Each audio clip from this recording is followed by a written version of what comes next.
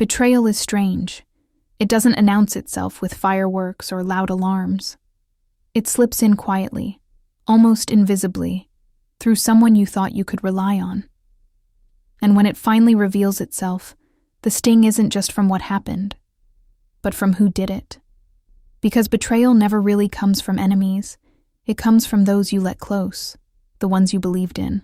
This story is about one such betrayal, about how someone I called my sister, though we weren't related by blood, chose pride over loyalty, and how I, in my own quiet way, chose not to let it pass. I didn't shout. I didn't fight. I didn't chase after her to make her see her mistake. Instead, I waited. I let time do its work. And when the moment was right, I returned the lesson, not with anger, but with calm precision. Her name was Maya. Back then, she was my closest friend. To understand how much she meant to me, you'd have to picture us in those early years of college.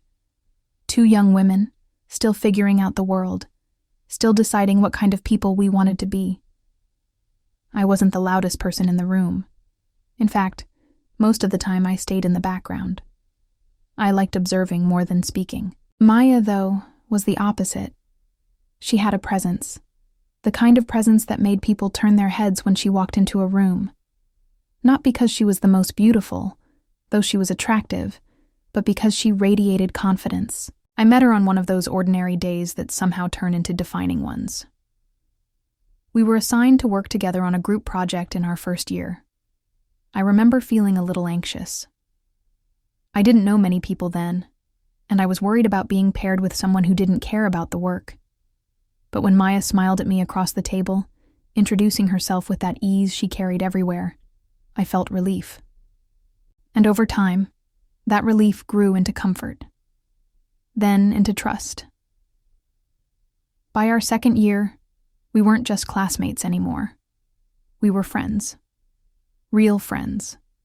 The kind who shared secrets late into the night, who studied side by side in the library, who saved each other a seat in the lecture hall. We laughed together, cried together, planned together. At one point, we even started calling each other sisters. That word meant a lot to me. You see, I grew up in a family where loyalty was almost sacred. My parents weren't wealthy. They ran a small family business in town. It wasn't glamorous, but it was honest. And in that household, I learned that a person's word is their bond. If you said you were with someone, you stayed with them, even when things got hard. That was the kind of loyalty I brought into my friendships. So, when Maya called me her sister, I believed it with all my heart. Maya and I balanced each other out. I was the planner, the thinker. I liked organizing things, making sure every detail was in place.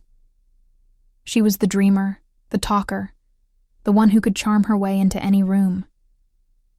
I liked that about us. I thought together we could take on anything. That belief was tested in our final years of college, when we decided to start something of our own. Nothing huge, nothing ambitious at first, just a small side business. We thought, why wait until graduation? Why not try now?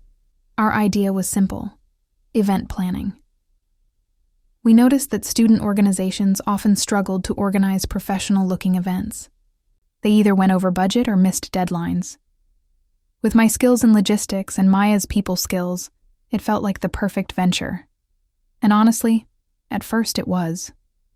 We worked late into the nights, sometimes falling asleep over notebooks and laptops. We booked small halls, found affordable vendors, designed themes. Slowly, people began to notice us. We weren't making big money, but the experience was invaluable. Every event we pulled off felt like a small victory. But along with those victories, something else started growing, something I didn't recognize at first. Maya was changing. It began with little things. When a client complimented the decorations I had stayed up all night to design, Maya would smile and say, "Thank you," as if it had been her work. When we got asked how we managed to stay within such tight budgets, she would talk about her negotiation skills. barely mentioning the spreadsheets and calculations I had pored over for hours. I told myself it didn't matter. I wasn't doing this for the spotlight. I liked working behind the scenes. Let her take the praise. It wasn't worth arguing over. That's what I kept repeating to myself. But slowly those little things piled up. I noticed how she began positioning herself as the face of our partnership. People began to see her as the brains behind everything, while I faded into the background. And for a while, I let it slide. I thought, she's my sister. She knows my value, even if others don't. I was wrong. The turning point came in our final year. That's when a well-known entrepreneur visited our campus. He was looking for fresh talent, young people with innovative ideas. After his talk, there was a networking session. Naturally, Maya was right at the front, introducing herself. And to her credit, she pulled me into the conversation. We ended up telling him about our little event planning venture. He seemed intrigued.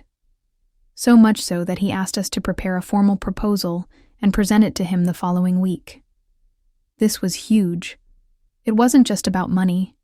It was about validation, about someone influential recognizing the potential in what we had built. For the next week, we worked tirelessly. Or rather, I worked tirelessly on the proposal, drafting business models, financial forecasts, detailed strategies. Maya worked on the presentation slides, making them sleek and attractive. Together, it felt like we had something solid. When presentation day came, we walked into his office side by side. I handled the numbers and strategy, while Maya delivered most of the talking. She was confident, smooth, persuasive. At the end, he shook both our hands and promised to be in touch. I walked out of that meeting with hope. For the first time, I thought maybe this was it. Maybe our little dream was about to become something real. But then came the silence. A few days passed, then a week, then another. Maya grew distant. She stopped answering my calls, replying to my texts. I thought she was just nervous, maybe waiting like I was. But then, I found out the truth. Not from her, of course, from a mutual friend. That entrepreneur. He had already made his decision. He had chosen to mentor Maya, only Maya, because she had gone back to him, alone. With the same proposal we had created together. Except this time, she presented it as her own. Every line of data, every chart, every strategy, it was mine. And she took it, without even telling me. When I confronted her, I expected some denial, some weak excuse. But instead, she looked me in the eye and said something I'll never forget. You're good at details, but you'll never shine. I can't waste my future waiting for you to catch up. This is how the world works. You either take the credit or someone else does. It was like the air had been knocked out of me. This wasn't my friend speaking. This wasn't my sister. This was someone I didn't recognize. Someone consumed by pride. That night, I sat in my room replaying her words over and over. Anger simmered inside me. But more than anger, there was this deep ache. I thought of all the nights we had stayed up talking about our dreams, all the times we had promised to have each other's backs. All of it.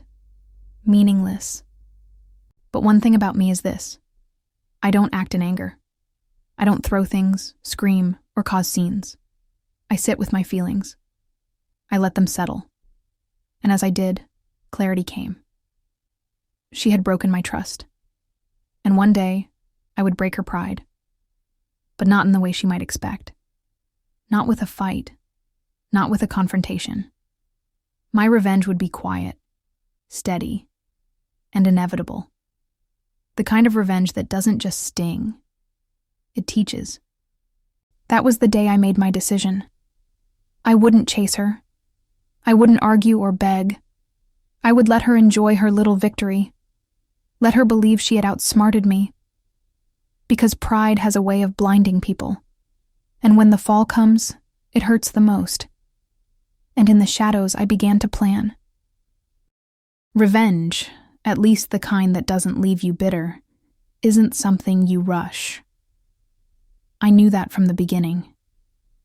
When Maya betrayed me, when she looked me in the eye and dismissed years of loyalty with that cold explanation, the easiest thing would have been to lash out, to expose her immediately, to tell everyone the truth about the proposal, to confront the entrepreneur and show him proof of my work. And believe me, I thought about it. I had the evidence. Drafts, emails, spreadsheets, all of it carried my fingerprints. If I had presented it, Maya's little scheme would have unraveled quickly. But here's the thing. Exposure would only have embarrassed her. And embarrassment fades. Pride, on the other hand. Pride can be shattered so completely that it takes years to rebuild. So instead of running to fight her, I chose something harder. I chose patience. The first step was letting go. Not letting go of what she did. No, I held on to that. But letting go of her presence in my life. I stopped trying to reach out. I stopped hoping for an apology that would never come. Instead, I redirected that energy inward. I asked myself, what do I want now? The answer was simple. I wanted to grow, to succeed, to prove, not just to her, but to myself, that I was more than the quiet one in the background. So that's what I did. After graduation, while Maya was parading around as the chosen mentee of a powerful entrepreneur, I went back to basics. I didn't have his backing. I didn't have flashy introductions or instant credibility. But what I did have was discipline. And discipline, I knew, could take me further than shortcuts ever could. I started small. Really small. I took freelance jobs, planning small birthday parties, helping schools organize fundraisers, even managing office team-building events. The money wasn't much, but every gig gave me experience. Every client gave me practice in problem-solving. I was learning the business from the ground up without safety nets. In those early months, I remember feeling exhausted, but oddly fulfilled. I wasn't competing with anyone anymore. I was just trying to become better than I was yesterday. Slowly, my confidence began to grow. Not the kind of loud confidence Maya carried like a badge, but a quiet assurance. The kind you don't need to show off, because it lives in the work itself. Clients noticed. Word of mouth spread. People started recommending me, not because I was flashy, but because I was reliable.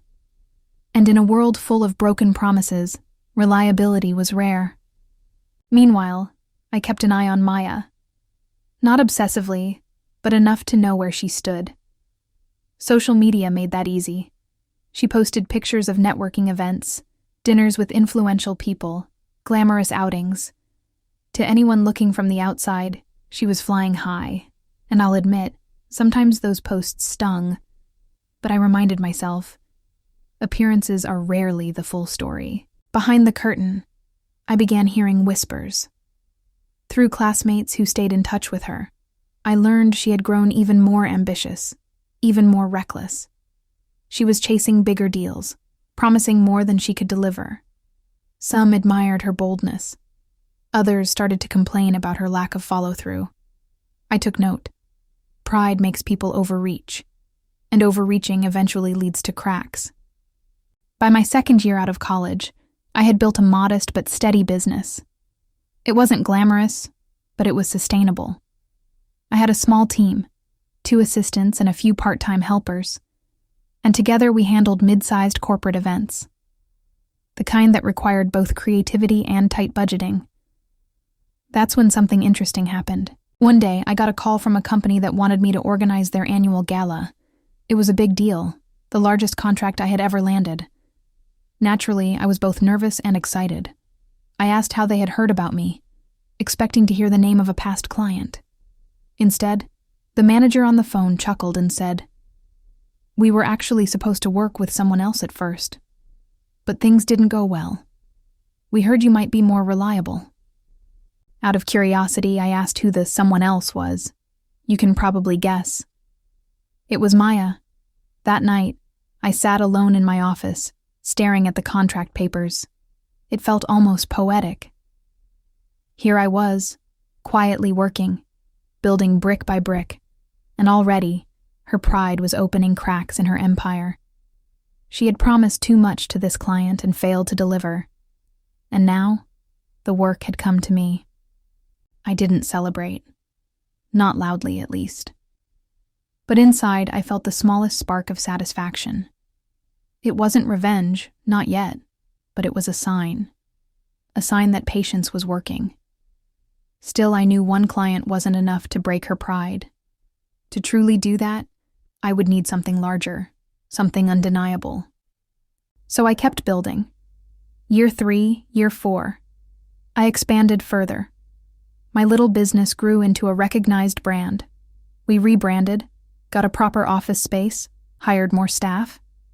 I made mistakes along the way, of course.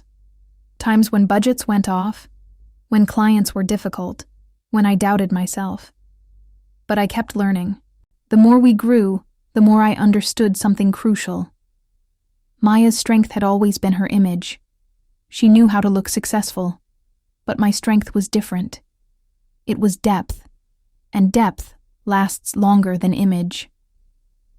Throughout this time, Maya kept climbing higher. She landed bigger clients, showed off bigger venues. On the surface, she was still ahead. But the cracks I'd noticed earlier, they were widening. I began to hear more stories. She missed deadlines. She didn't show up for meetings. She overpromised, underdelivered.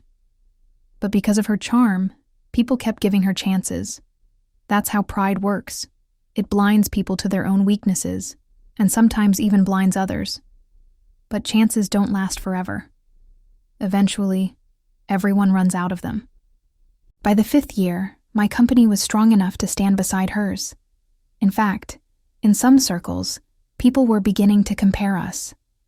Some said I was the more reliable version of Maya. Others said my company actually delivered what it promised. I never commented. I never bragged. I just let the work speak. But quietly, I was watching, waiting, because I knew the moment was coming. And then, it did. The opportunity came in the form of a major corporate contract. One of the largest firms in the city was hosting a high-profile annual conference. Dozens of event planners submitted proposals. Both Maya and I were on the list. When I first heard, I smiled. Not out of arrogance, but because I knew this was it. The stage where everything would come full circle. The contract was prestigious, public, and competitive. Whoever won it would be seen as a leader in the industry. I poured myself into the proposal. Weeks of preparation. My team and I left no stone unturned. We researched, budgeted, designed, planned contingencies. We rehearsed the presentation until it felt natural, effortless. I didn't know what Maya was preparing, but I could guess. She'd go big, bold, flashy. She always did. On the morning of the presentations, I walked into the boardroom, and there she was. Maya. It had been years since we last spoke face to face. She looked polished, confident, surrounded by her team. When her eyes met mine, I could see a flicker of something. Surprise, maybe even unease. But she quickly masked it with a smile. "Well, well," she said, loud enough for others to hear. "Look who's still in the game." I simply smiled back. No need for words. That day was the beginning of the end for Maya. But that's a story I'll tell in part 3, because revenge, the kind that breaks pride, deserves to be told slowly, just as it deserves to be carried out patiently.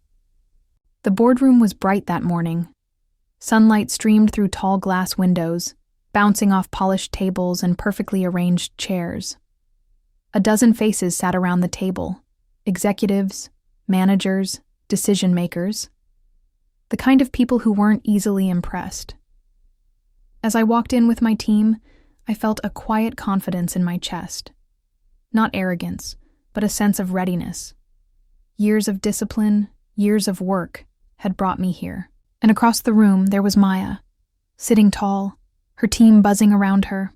her voice cutting through the air with that same confidence she had always carried. It had been years since we had last spoken, years since she betrayed me. And yet, seeing her again, I didn't feel the sting I once imagined I would. The anger had long since cooled. What I felt instead was something sharper, calmer, anticipation. Because I knew today wasn't just another presentation. Today was the stage where pride would finally meet patience. The process was simple. Each firm would present their proposal, answer questions, and then leave the executives to deliberate. There were 4 firms in total.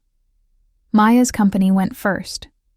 I sat quietly as she stood before the room, perfectly styled, commanding attention with her voice. She presented with the same flair I remembered from our college days. Her slides were striking, bold colors and ambitious promises. She spoke of unparalleled experiences, of grand spectacles, of leaving clients in awe. But beneath the polish, I noticed the same cracks I had heard about. Her numbers were vague, her timelines unrealistic. She promised too much, assuming her charisma would be enough to carry her through. Some of the executives nodded politely, but I caught the subtle frowns, the exchanged glances. Not everyone was convinced. Still, when she finished, the room filled with polite applause. Maya smiled, basking in it, her eyes flicking toward me with that familiar glint of superiority, as if to say, "Let's see you top that."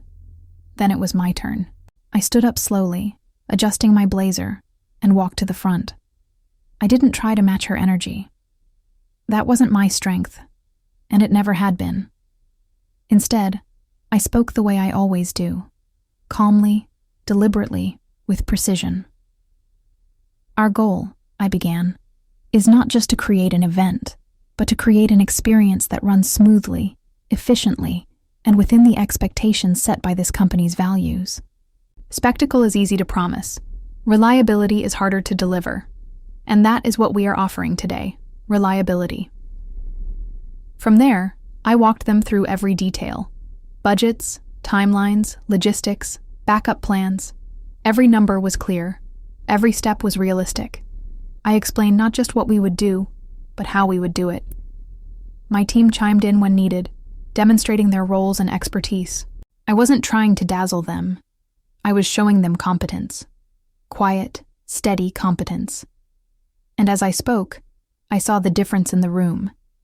Executives leaned forward. They asked questions, detailed questions. And when I answered, I could see satisfaction in their eyes. Relief, even. Because here, finally, was someone not trying to sell them illusions, but offering them certainty. When I finished, there wasn't loud applause, but there didn't need to be. The nods, the small smiles, the whispered conversations, that was enough. After all 4 presentations, we were excused while the executives deliberated. In the waiting lounge, Maya approached me. Her smile was as sharp as ever, but I noticed the tightness in her jaw, the flicker of unease in her eyes. "You've improved," she said casually. "Didn't expect that." I simply nodded. "People grow," she chuckled, trying to brush it off. "Well, good luck, but you know how these things go. They want big visions. They'll always choose the boldest idea." I didn't reply, because deep down, I already knew boldness wasn't enough. Not anymore. An hour later, we were called back in. The lead executive stood at the head of the table, holding a stack of papers. His expression was formal, unreadable. "After careful consideration," he began, "we have decided to award this year's conference contract to..." A pause. A breath. The team led by Ms. Sharma. That was my name. The words rang through the room like a quiet bell. My team smiled. Some clapped softly. I felt a calm wave wash over me. Not elation, not triumph, but something steadier. Validation. Across the room, I saw Maya's smile freeze, just for a second. Then she forced it back, clapping politely, her eyes avoiding mine. But I had already seen it, the crack in her pride, the first real crack. From there, things unfolded quickly. The contract was public. News spread in the industry. People began to notice the shift, how my firm had outperformed hers on such a major stage. Clients who had once chosen Maya for her flashiness began to approach me instead, seeking reliability. And as my company rose, hers began to falter. Not immediately, but steadily. Missed deadlines, unsatisfied clients, overpromises that couldn't be met. All the things she had gotten away with for years began to catch up with her. One by one, her big clients moved on. Investors withdrew. The glamorous photos on her social media grew fewer, the captions more forced. Eventually, the whispers became open conversations. Maya's company isn't what it used to be, and all the while I said nothing. I never exposed her betrayal. I never revealed the proposal she had stolen years ago. I didn't need to. Pride has a way of destroying itself, if you're patient enough to let it. Months later, at another industry event, we crossed paths again. She looked different, still polished, but tired. There was a heaviness in her eyes that hadn't been there before. When she saw me, she hesitated. Then, with a sigh, she walked over. "I guess congratulations are in order," she said softly. I smiled politely. "Thank you." There was a long pause. Then she asked, almost reluctantly, "Do you ever think about how things used to be, back in college?" I met her gaze, calm and steady. "Yes," I said. "I think about it sometimes. And then I remember that trust, once broken, can't be put back the same way." She didn't argue. She didn't try to charm me this time. She just nodded, her pride visibly deflating, and walked away. And in that moment, I knew the revenge was complete. Not because I had humiliated her, not because I had shouted my truth to the world, but because she finally understood. She knew what she had lost, not just a contract, not just clients, but the respect and loyalty that no amount of pride could replace. Looking back, people often ask me if it was worth it, waiting all those years, working quietly while she seemed to soar ahead. And my answer is always the same: absolutely. Because revenge isn't about the momentary thrill of winning. It's about balance, about letting time show the truth, about proving to yourself and to others that patience and integrity outlast pride and shortcuts. Maya broke my trust, and in the end, I broke her pride. Not with noise, not with anger, but with calm, steady success. And that, my friends, is the story I wanted to share with you today. A story not about rage, but about patience. Not about shouting, but about waiting. And not about tearing someone down with your hands, but letting them fall by the weight of their own choices. If you enjoyed this story, I'd love for you to stay with me on this journey. Please like this video, share it with others who might appreciate a calm revenge tale, and don't forget to subscribe to My Calm Revenge for more stories like this one. Because sometimes, the best revenge isn't loud at all. It's quiet, it's patient, and it's unforgettable.